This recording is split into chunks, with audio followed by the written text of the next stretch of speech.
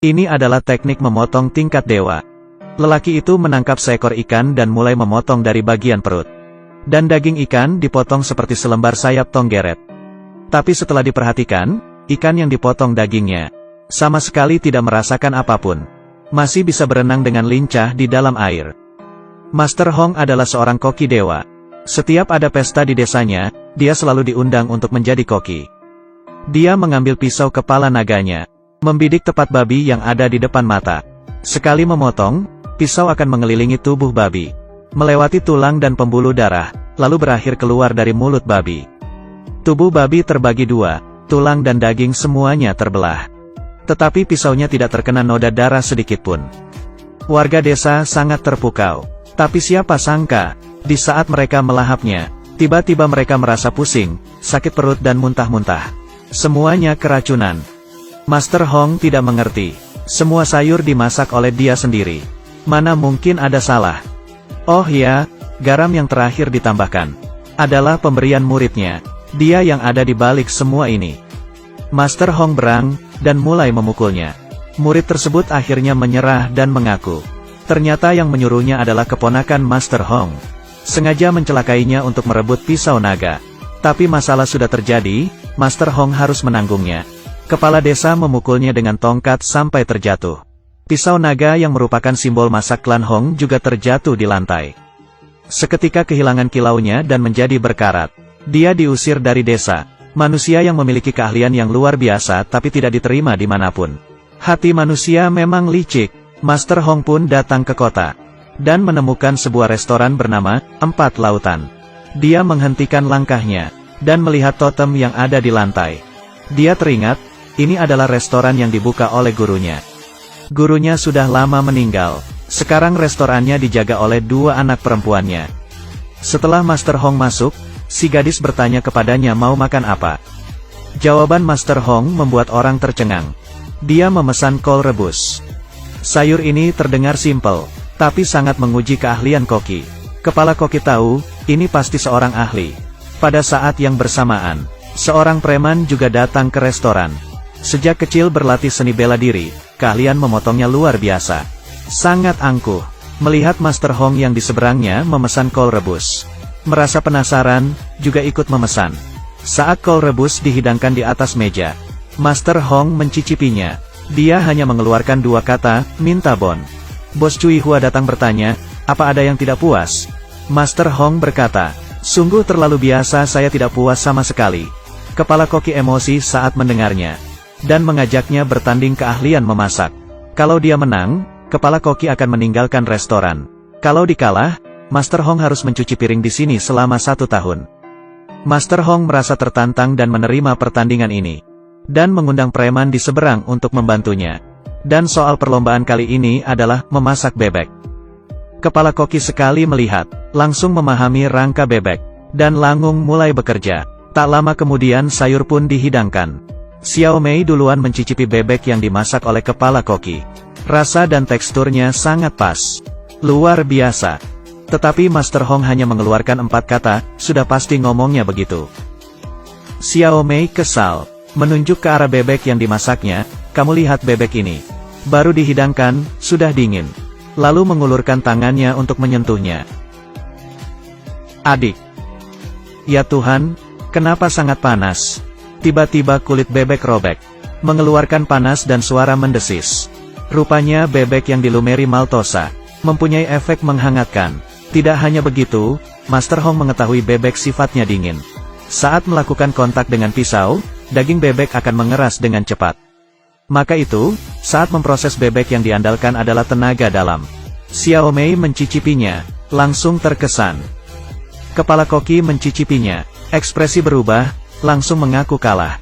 Dan meninggalkan restoran. Sejak saat itu, Master Hong berhasil menjadi kepala koki di restoran.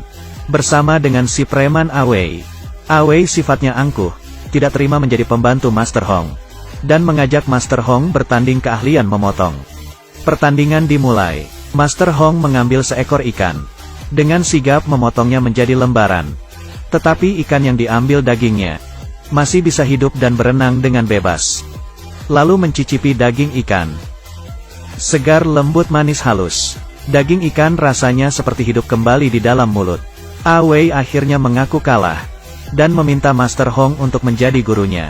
Master Hong memang bermaksud begitu, tapi tidak langsung menyetujuinya. Masalahnya Awei sifatnya tidak sabaran dan angkuh. Master Hong mengeluarkan baskom berisi pisau-pisau. Pisaunya semua berkarat, lalu menyuruhnya mengasah pisau, melatih kesabarannya. Dalam beberapa hari, semua jenis pisau diasahnya sampai tajam sekali. Selanjutnya adalah membantu koki, dari pagi hingga malam, mengiris kulit wortel, memotong daun bawang, bawang putih, jahe. Dari kecil sampai besar semua harus dikerjakan. Dalam waktu 2 bulan, Awei menghilangkan sifatnya yang impulsif. Master Hong akhirnya menerima dia menjadi murid, mengajarinya memasak. Yang pertama yang harus dipelajari adalah menggoreng telur. Masakan ini tampak mudah, tapi harus detail. Supaya bisa wangi, empuk, lembut, halus. Saat mengocok telur harus pas kombinasinya. Panci panas dan masukkan minyak, atur apinya. Semuanya membutuhkan pengalaman. Kalau Awei berhasil mempelajarinya, baru bisa lulus. Dengan adanya kerjasama antara Master Hong dan Awei, usaha di restoran semakin ramai setiap harinya. Hal ini menarik perhatian keponakannya. Dia juga membuka usaha restoran di kota. Pelanggan direbut oleh mereka. Sungguh lancang. Lalu dia mengerahkan bawahannya untuk pergi restoran 4 lautan. Sengaja memasukkan paku ke dalam sayuran. Membuat onar, dan merusak nama baik mereka. Usaha di restoran menurun drastis. Master Hong merasa bersalah, dan bertekad untuk bangkit kembali. Dan kesempatan pun datang. Di dalam kota akan diselenggarakan pertandingan memasak. Yang menang akan mendapat hadiah yang besar, dan menjadi sangat terkenal. Di sisi lain, keponakan juga mendengar kabar ini, dan ingin menguasai posisi pemenang. Dia meremehkan Master Hong. Hari pertandingan, keponakan mengutus pemenang pertandingan memasak tahun lalu si gendut untuk bertanding. Di pihak Master Hong, dia mengutus Awei. Pertandingan memasak dimulai. Awei akan memasak masakan 4 rasa. Dia membuang tulang burung puyuh, lalu dimasukkan ke dalam burung merpati. Lalu burung merpati dimasukkan ke dalam perut ayam. Kemudian ayam dimasukkan ke dalam perut bebek. Dimasak dengan api kecil dan dilumeri saus rahasia. 1 macam masakan yang merupakan gabungan dari 4 macam daging. Dagingnya sempurna, sungguh keahlian yang luar biasa. Awei berhasil masuk ke babak final, bersama dengan tim si gendut. Soal untuk babak final, hanya ada 4 kata, memasak tanpa mengubah rasa. Yang artinya tidak menambah bumbu apapun di dalam sup. Hanya memasak tidak diubah agar rasa aslinya keluar. Si gendut memutuskan untuk membuat pencobaan Buddha. Sayur-sayuran, daging semua dipotong dengan detail. Lalu dimasukkan ke dalam kukusan bambu dan dimasak dengan api kecil. Masukkan ke dalam pot, dan tuangkan sup. Panaskan sampai apinya merata. Sebuah mahakarya, pencobaan Buddha, selesai. Para juri mengatakan masakan ini sempurna. Sebaliknya di sisi Awei, dia memutuskan untuk memasak kol rebus. Hal yang paling sederhana adalah hal yang paling susah dikerjakan. Mari kita bahas kol ini dulu. Harus menggunakan kol yang baru tumbuh. Dan memilih bagian yang paling muda dan manis. Lalu sayur kol ditusuk-tusuk dengan sebuah jarum. Agar kesegaran dan kemanisan kaldu sayur kol bergabung dengan sempurna. Dan kaldu ini harus dimasukkan ke dalam cincangan daging ayam. Diaduk merata dan disaring secara bertahap. Agar rasa supnya lembut, segar dan wangi. Terakhir tambahkan tahu yang diiris dengan pisau naga. Kol rebus selesai dimasak. Di hadapan juri, tahunya perlahan mekar, dan menyatu dengan supnya. Mereka meminumnya dan menutup mata. Lalu merasakannya, sungguh puas. Menggunakan bahan yang paling biasa dan sederhana. Dan dimasak menjadi sesuatu yang berharga. Ini baru namanya, memasak tanpa mengubah rasa. Si gendut tidak senang.